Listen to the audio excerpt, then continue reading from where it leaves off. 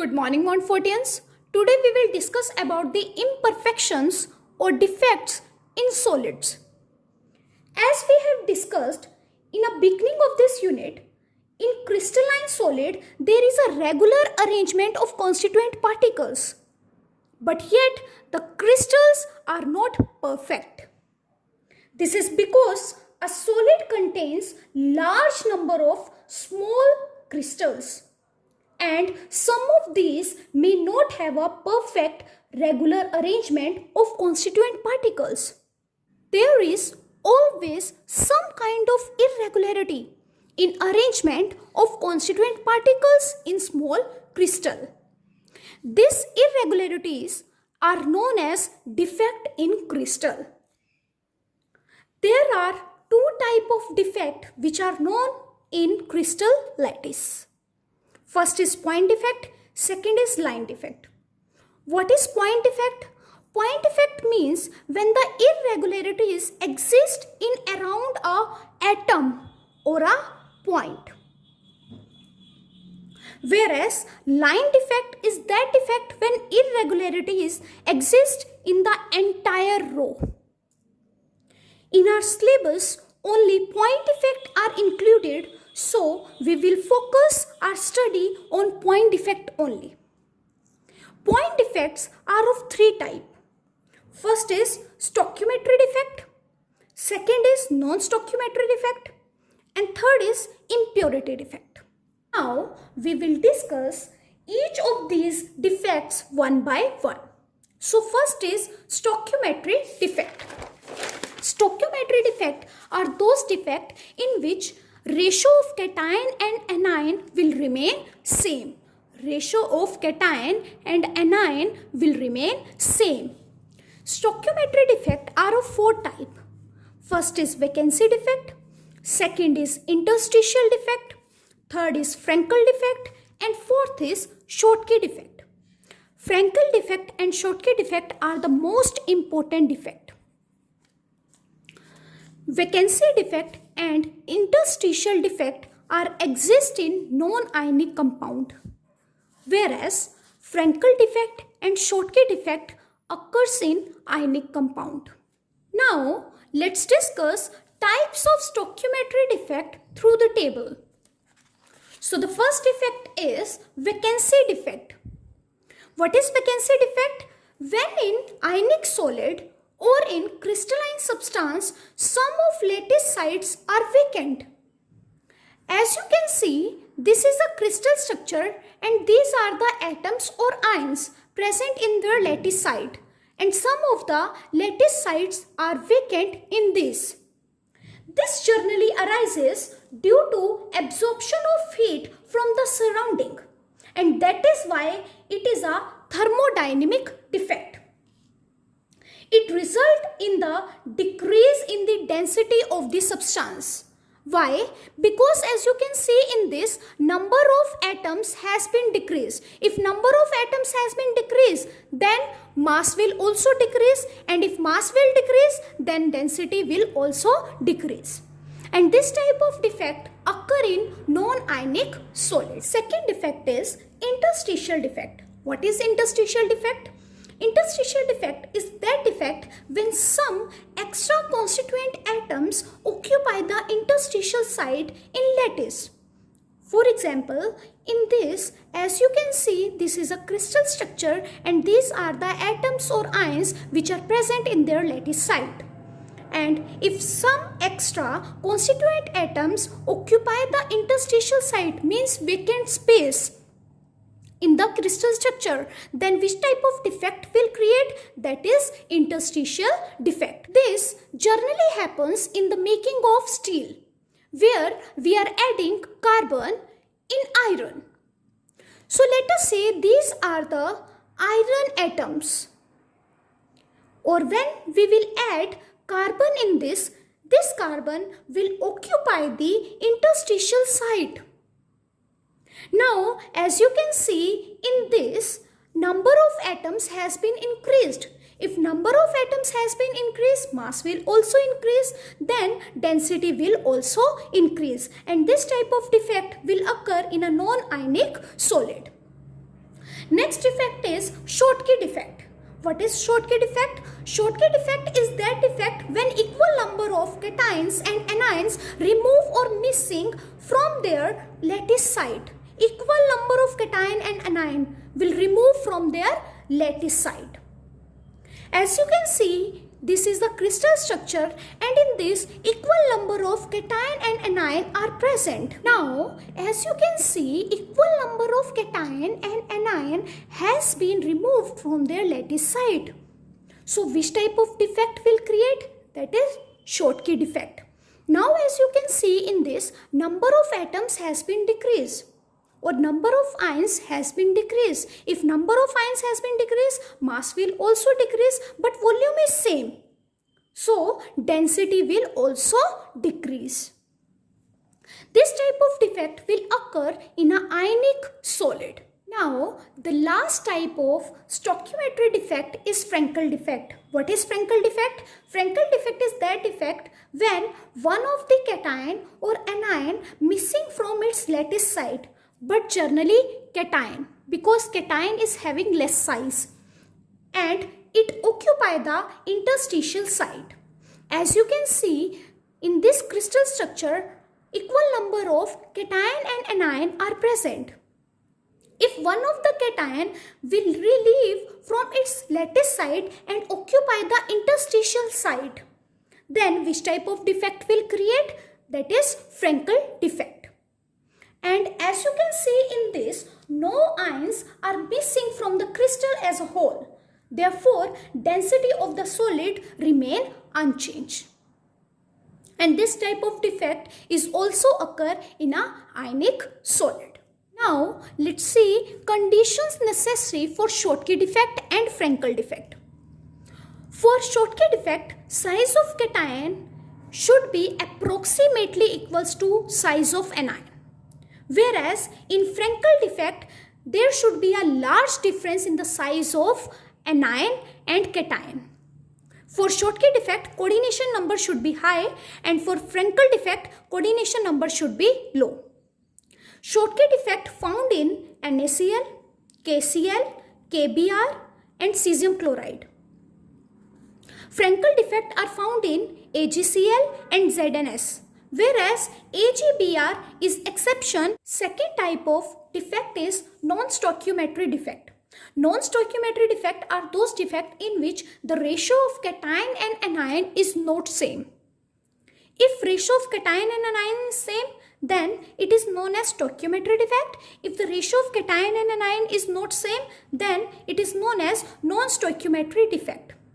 Non-stoichiometry defect are of two types. First is metal excess defect and second is metal deficiency defect.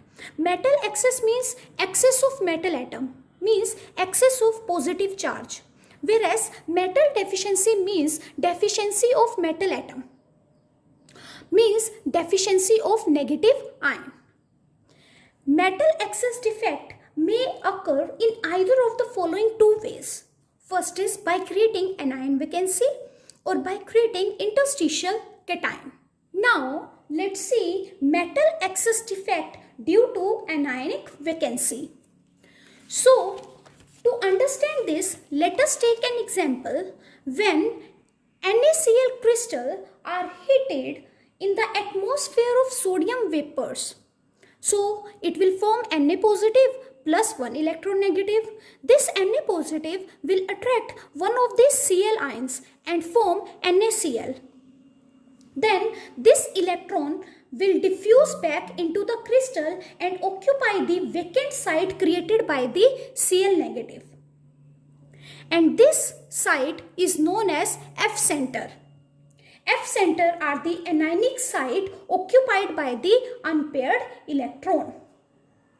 Now, as you can see, before the anionic vacancy, the ratio of the cation and anion was same. But after creating defect, the ratio of the cation and anion is not same. That is 6:5. Now, as you can see in this, the amount of metal has been increased. So, it is the metal excess defect due to anionic vacancy.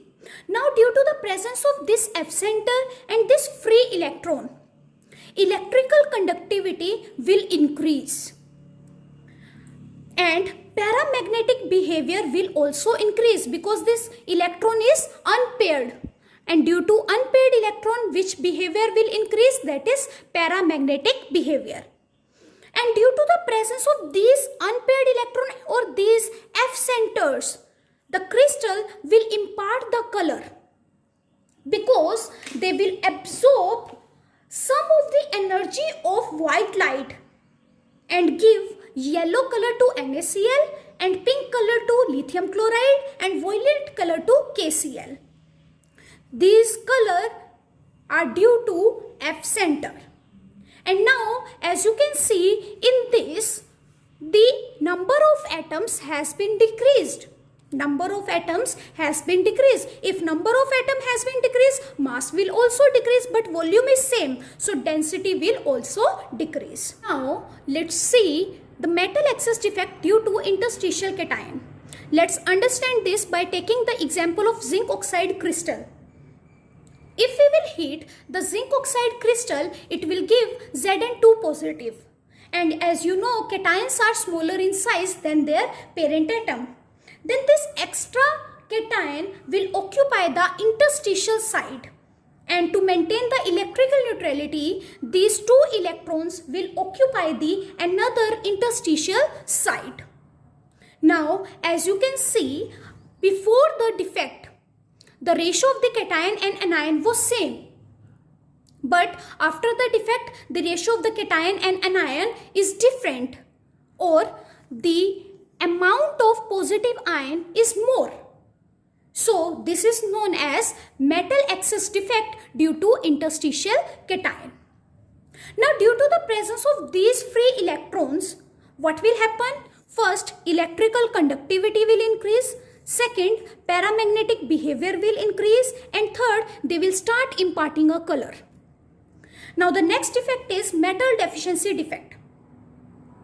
Metal deficiency defect occurs when the metal show variable valencies. For example, iron show +2 and +3. The defect usually occurs due to the missing of cations from its lattice site and the presence of a cation having higher charge in the adjacent lattice site. For example, in FeO, as you can see, this is the crystal structure of FeO and equal number of iron and oxygen are present in it. Now, if we will remove 3 Fe2 positive from this crystal lattice, and now to balance the electrical neutrality, add 2 Fe3 positive. Now, as you can see, before the defect, the ratio of the cation and anion was same. But after the defect, the ratio of the cation and anion is not same. There is a less amount of metal atom. So which type of defect has been created? That is metal deficiency defect. But the overall charge is same. Now, let's see what type of question comes on this defect. So you have a compound FeO, whereas the amount of Fe is 0.96 and the amount of oxygen is 1. Then you have to find out defect, amount of Fe3 positive, ratio of Fe3 positive or Fe2 positive, or the percentage of Fe3 positive. So from this, that is FeO, the amount of Fe is 0.96 and oxygen is 1. So it is clear that metal is present in a less amount. So it is a metal deficiency defect. Now, to make it simple, let's multiply these both with 100. Then Fe will be 96 and oxygen will be 100. Now, as you know, in this defect, electrical neutrality is maintained. Means positive charge is equals to negative charge. So negative charge here is due to the oxygen. On one oxygen, there is -2 charge. So on 100, it will be -200 charge. So positive charge will also be +200 because positive charge is equals to negative charge in this defect. Now Fe is present in Fe3 positive state also and in Fe2 positive state also. Let us take Fe2 positive X. Then Fe3 positive will be 96 minus X. But the total charge should be equals to 200. So how much Fe3 is present? That is 3 into 96 minus X plus 2 into X is equals to 200. Then after calculation, X will be 88. Means Fe2 positive is 88. So what will be Fe3 positive? That is 96 minus 88. That is 8. So the ratio of Fe3 positive over Fe2 positive is 8 upon 88. Now let's discuss last type of point defect, that is impurity defect. This defect arises when foreign atom or ion are present in the lattice site or in the interstitial site. For example, when molten NaCl containing little amount of strontium chloride is crystallized, some of the sites of Na positive are occupied by Sr2 positive. Each Sr2 positive replaced by 2 Na positive ions. Each Sr2 positive is replaced by 2 Na positive to maintain the electrical neutrality. Then it will occupy the site of one ion and the other will remain vacant. So now the cationic vacancies thus produced are equal in number to that of the Sr2 positive ions. And the addition of impurities changes the properties of a crystal. The process of adding impurities to the crystalline substance so as to change its properties is called doping. I hope you all have understood today's topic. That's all for today. Have a nice day ahead.